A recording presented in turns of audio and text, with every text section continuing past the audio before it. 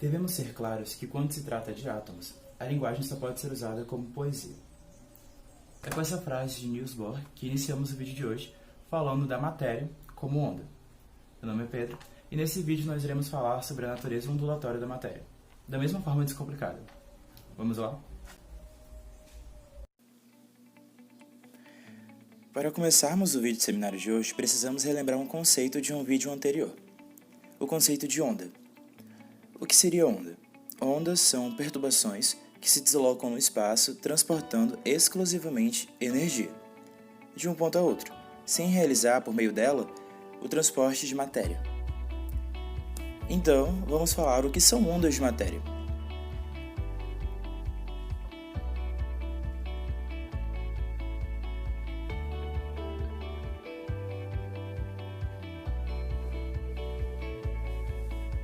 Matéria como onda.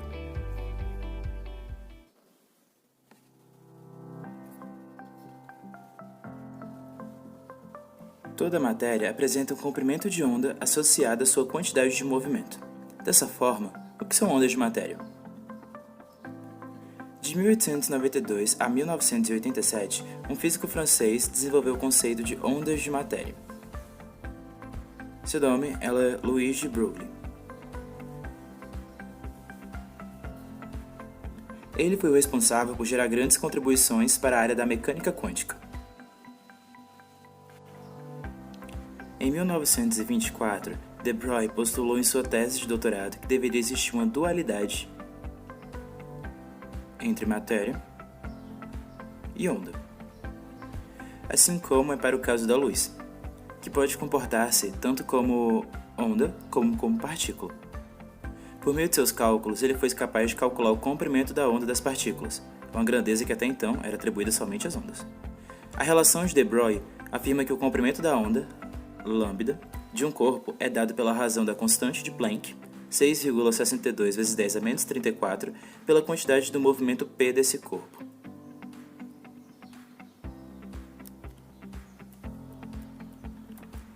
Na equação acima, p também é conhecido como movimento linear.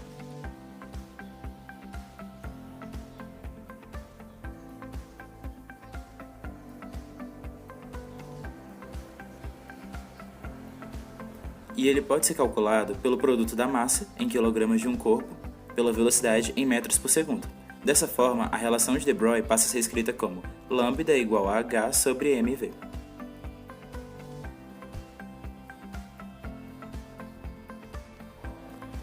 Dessa forma, é possível perceber que o comprimento de onda relacionado a uma partícula é inversamente proporcional à massa e velocidade.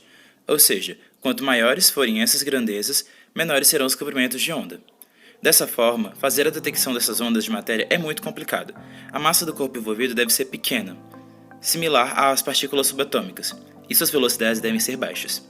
Experimentalmente, é possível observar o comportamento ondulatório da matéria por meio da difração de elétrons e nêutrons.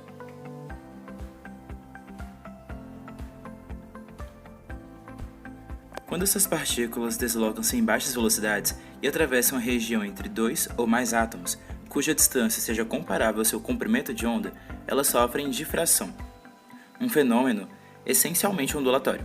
Esse tipo de experimento é muito utilizado para a determinação de estrutura cristalina de moléculas orgânicas e inorgânicas.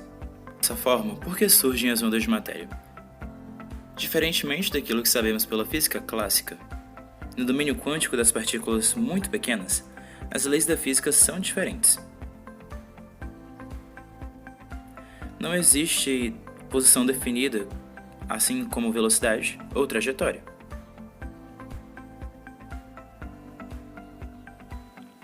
Na mecânica quântica, as partículas são uma distribuição espacial de probabilidades, como se fossem campos de matéria. Esses campos, por sua vez, propagam-se no espaço como ondas, sofrendo assim todos os tipos de fenômenos que uma onda pode sofrer: reflexão, refração, transmissão, difração, interferência, entre outros. Fundamentalmente, esse comportamento está relacionado com a impossibilidade de se determinar com total precisão e simultaneamente as grandezas de posição e velocidade da partícula quântica, em razão do princípio da incerteza de Heisenberg. Se pararmos para pensar, concordaremos com o princípio da incerteza, porque vamos supor que queramos medir a posição e a velocidade de um elétron. O simples fato de tentarmos visualizá-lo nos faz fornecer energia a ele, alterando completamente seu estado energético. Por isso, para a física quântica, o caráter determinístico da física clássica não se aplica.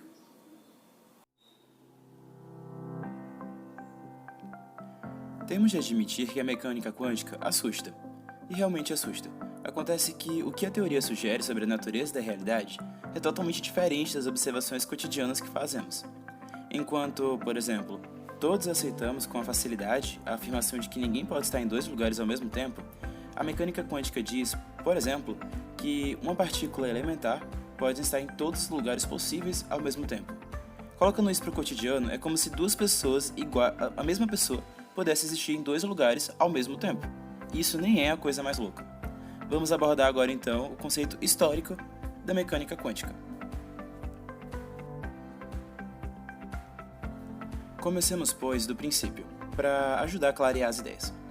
O quantum nasceu pelas mãos de Max Planck, em 1900.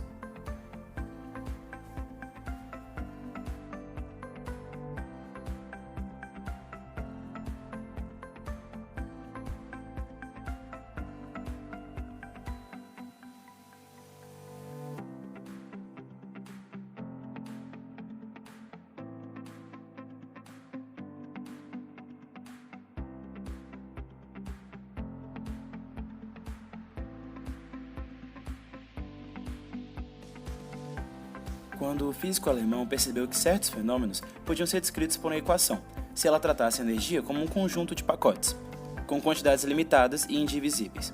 Cada pacote desse é um quantum. Mas as coisas começaram a ficar mais estranhas quando Einstein, em 1905, aplicou essa ideia à luz.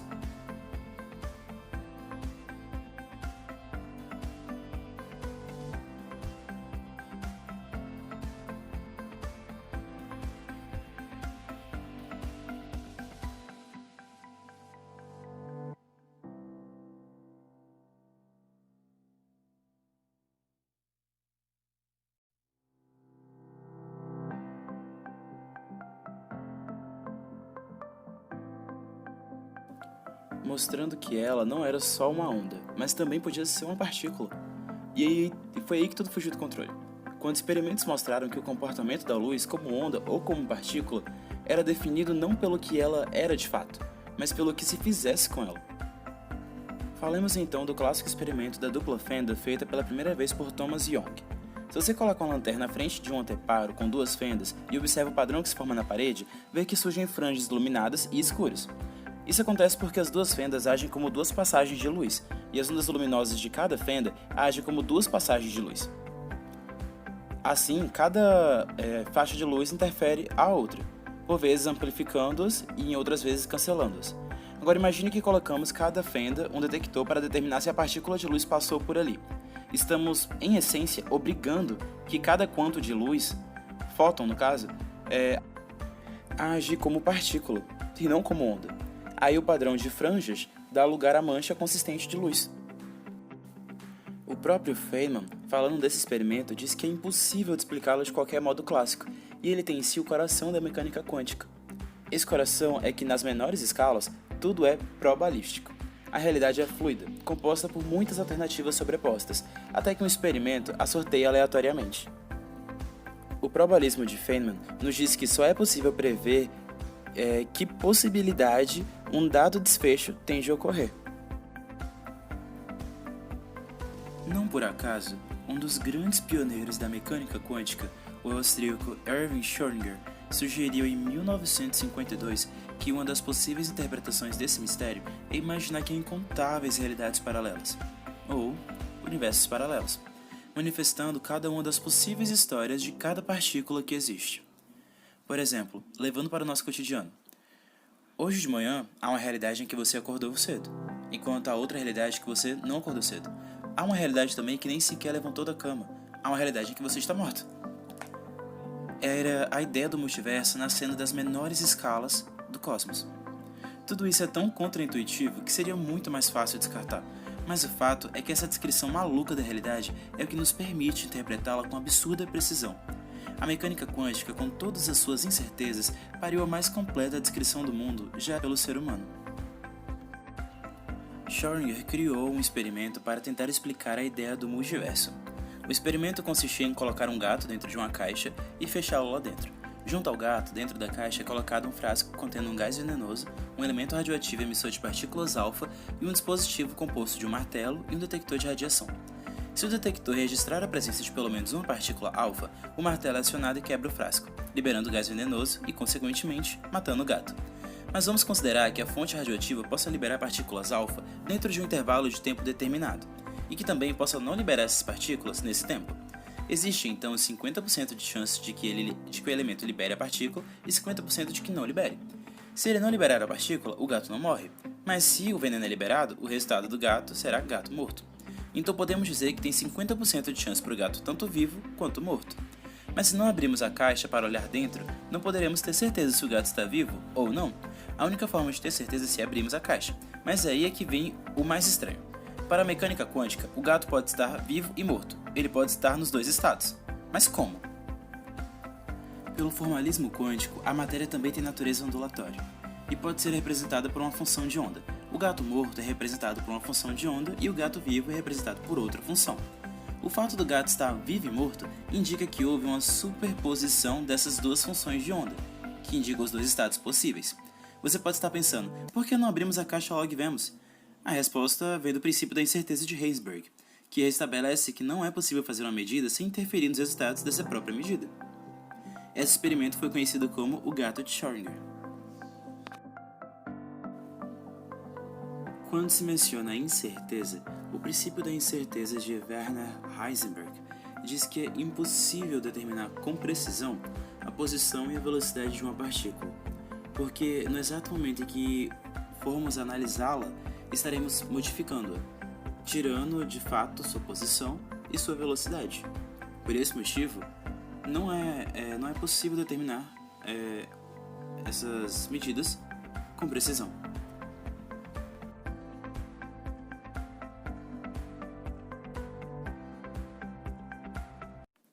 O físico Niels Bohr também disse: quem não ficar chocado com a teoria quântica não entendeu. Então, se você se sentiu confuso ouvindo sobre a mecânica quântica, saiba que os cientistas que originalmente a desenvolveram estavam tão confusos quanto você. Começaremos então revisando brevemente o modelo atômico do hidrogênio de Bohr, o primeiro modelo não clássico do átomo. Lembrando que os espectros de emissão quantizados indicaram a Bohr que talvez os elétrons só pudessem existir no interior do átomo em determinados raios e energias atômicas. Lembre-se que quantizado se refere ao fato de que essa energia só pode ser absorvida e emitida em uma faixa de valores permitidos, e não em qualquer valor que seja possível. O modelo de Bohr teve êxito em prever os níveis de energia de outros sistemas compostos por um elétron, tais como o hélio. Entretanto, ele falhou em explicar a estrutura eletrônica dos átomos que continha mais do que um elétron. Enquanto alguns físicos inicialmente tentaram adaptar o modelo de Bohr para torná-lo útil, eles acabaram concluindo que um modelo completamente diferente era necessário. Depois dos conceitos aplicados de de Broglie, Einstein e Planck, o modelo atômico teve que ser refeito. O que de fato estava acontecendo era que o modelo atômico de Bohr já estava ultrapassado. O modelo do átomo dado pela mecânica quântica é o mais moderno e complexo. Ele baseia-se na forma matemática da estrutura atômica. A teoria quântica afirma que a matéria tem propriedades associadas com ondas, razão pela qual o modelo do átomo foi baseado nessa teoria, o já explicado mais de uma vez princípio da incerteza, que determina que o elétron não possui direção exata na eletrosfera e nem velocidade definida. Daí o porquê de o átomo de Bohr, com elétrons girando em órbitas circulares, ser ultrapassado pelo modelo quântico. Os orbitais, nesse novo modelo, são os possíveis espaços ocupados pelos elétrons, ou seja, a grande probabilidade de encontrá-lo nas nuvens eletrônicas representado em laranja, amarelo e azul, na imagem. Os números quânticos são usados para demonstrar a posição dos elétrons nos orbitais, e são eles: número quântico principal, L, número quântico do momento angular, M1, número quântico magnético, e ms, que seria o número quântico spin, que será explicado posteriormente. O fato de que existem apenas determinados estados ou energias admissíveis que um elétron pode ter em um átomo é semelhante a uma onda estacionária. Discutiremos brevemente algumas das propriedades de ondas estacionárias para obter uma melhor intuição sobre elétrons e ondas de matéria. Você provavelmente já está familiarizado com ondas estacionárias de instrumentos musicais de cordas. Por exemplo, quando a sequência de notas é obtida em uma guitarra ou um violão, a sequência de notas vibra em forma de uma onda estacionária, como esta. Note que há pontos onde o deslocamento é zero, ou nós, que ocorre ao longo da onda estacionária. Os nós estão marcados com pontos vermelhos. Uma vez que a corda na animação está fixada nas extremidades, isso gera uma limitação que apenas certos comprimentos de onda são permitidos para uma onda estacionária. Como tal, as vibrações são quantizadas.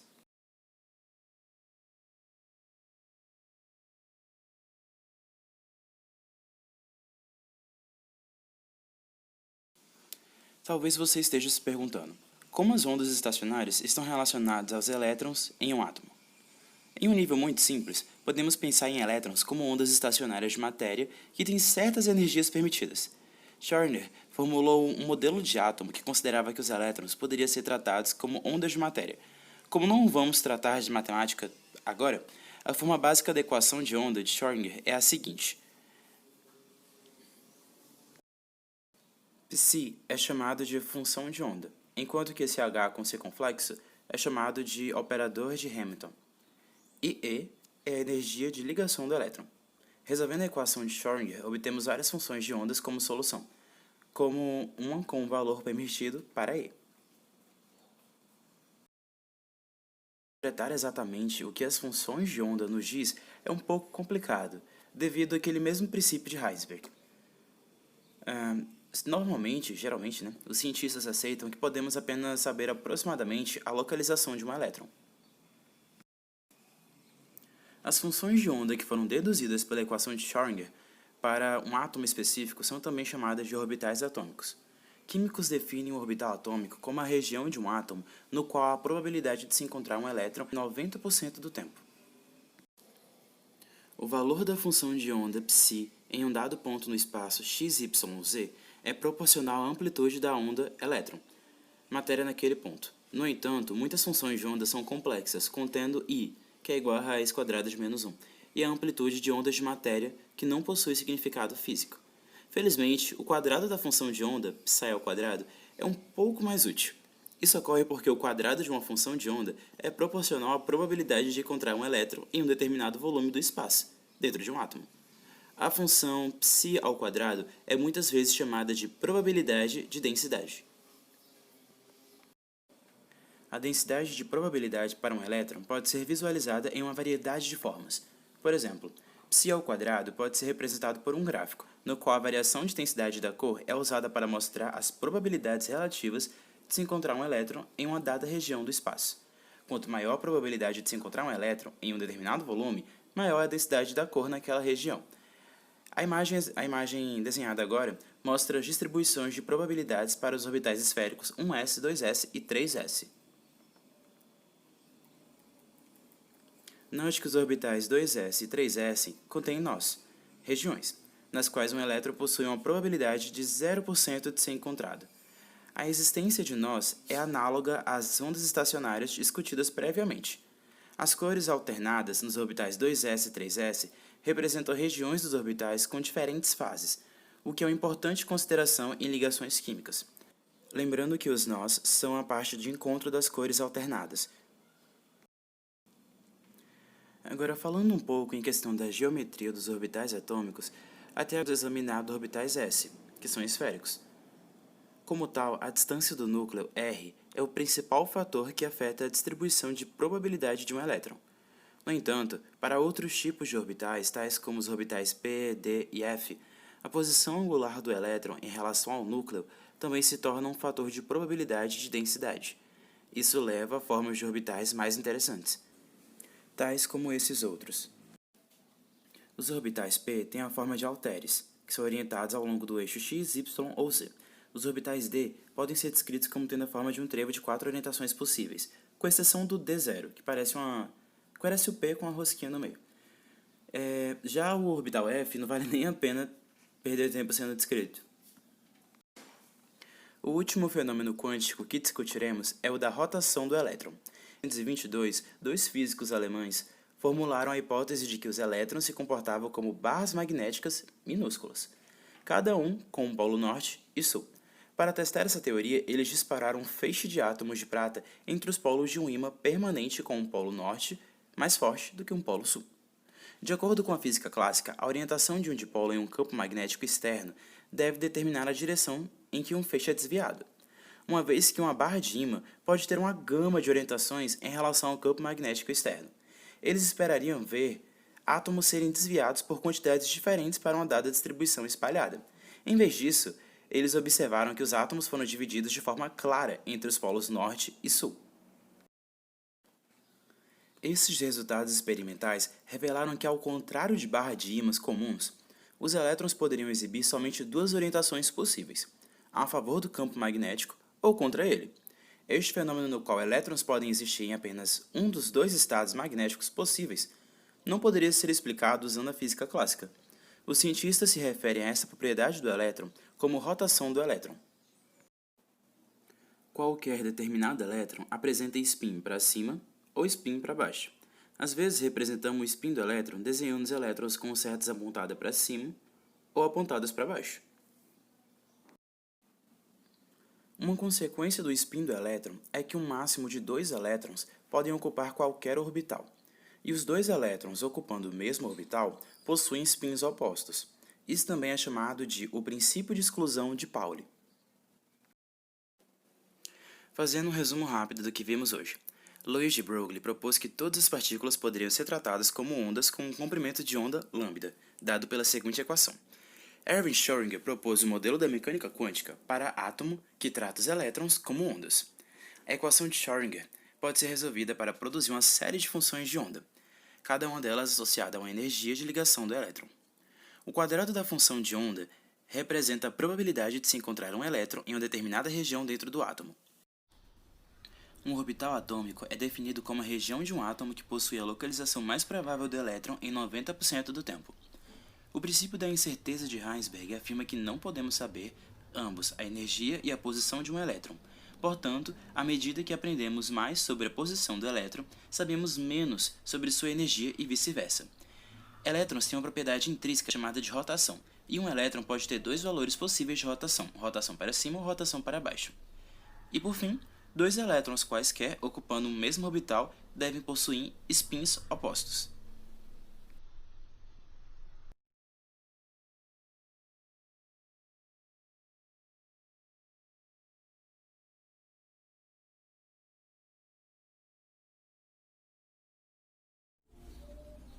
Podemos observar que o conteúdo que de cara parecia complicado, após ser destrinchado, se torna de fácil entendimento. Eu vou deixar aqui um tempo para dar o print final, ou se você estiver vendo pelo notebook, é uma captura de tela, e as referências e o PDF original vão estar na referência. Beleza? Tira o print.